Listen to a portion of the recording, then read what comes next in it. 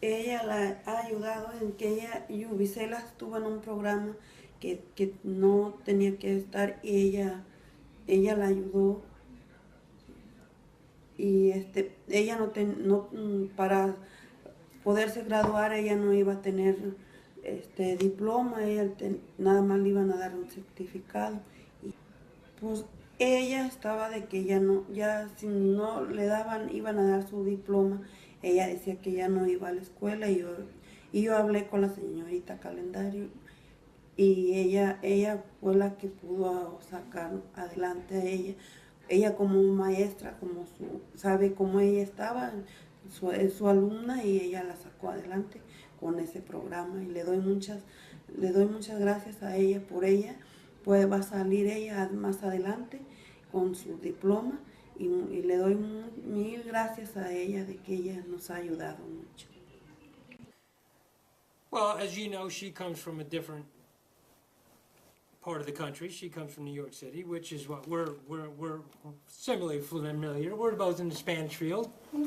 So he listened to her stories, and he's listened to what she's been through and what she's grown up through, and he uses it as a positive reflect in what he's growing through, and as he's growing up, and uses what she teaches him, what he's doing now. I think that Ms. Candelario has been for lack of a better word, a breath of fresh air in our school community. There's an excitement and a heart in everything she does that is contagious.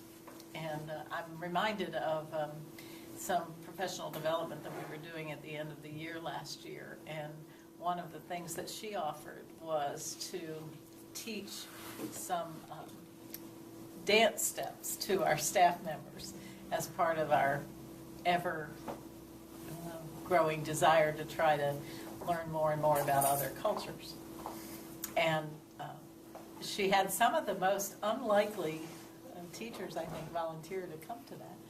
And they had a wonderful time, and she handled it in such a way that she just kind of conveys this excitement about learning, whether we're talking about our own growth as professionals or our students' growth.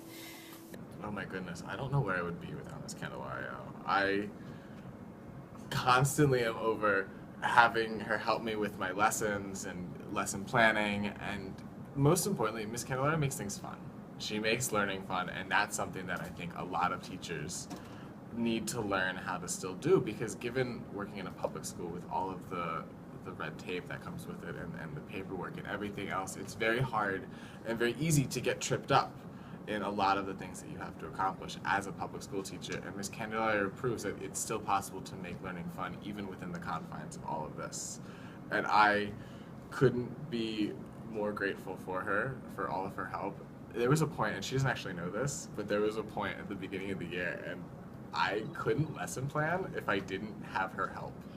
There was a roadblock, and I would be 8 o'clock at night, and I would call her, and I would be like, hey, can you like walk me through this, please? Because I couldn't handle it. So that's something that I will forever be grateful for, because if it wasn't for Miss Candelario, I don't know if I would have been able to be as successful as I have been so soon here.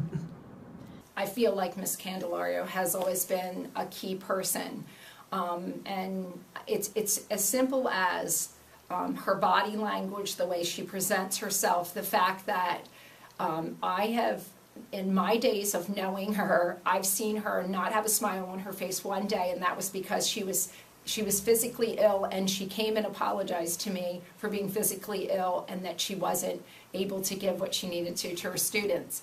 And so when you have someone with that kind of attitude, kids, especially high school kids, pick up very quickly on who wants them in their room, who feels that they have something worthy to bring to a classroom, and then who wants to interact with them.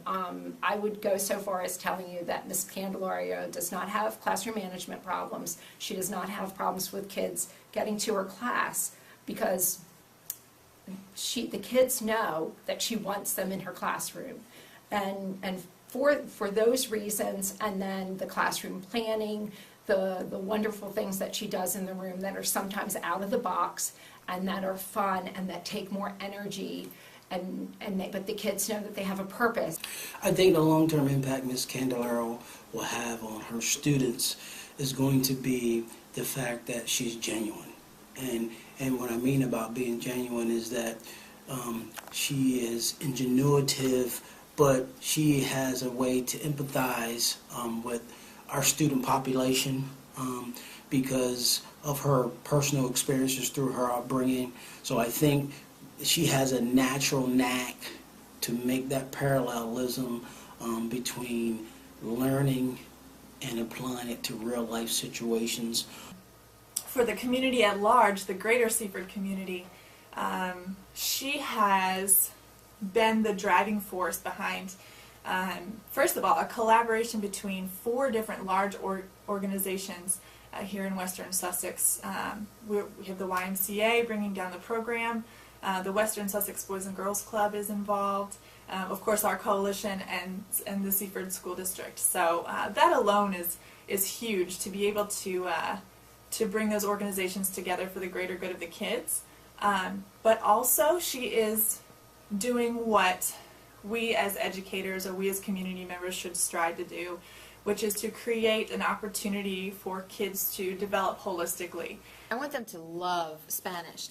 They had 3 or 4 years of Spanish before her classes, and they were just very jaded from the type of instruction and the way that they were learning.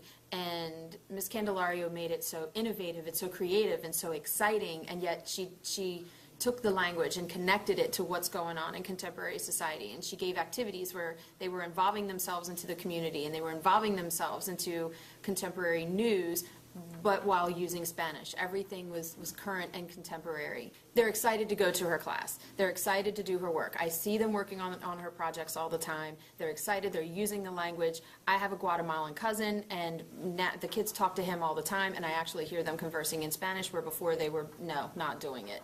But they just have really just encompassed the language and are enjoying it more. She was the teacher right across the hall from me, and I could hear what was going on in her classes, because I could hear all of the hubbub going on in her class, and it was like, let me go make sure everything is okay. And that was her kids having fun in class.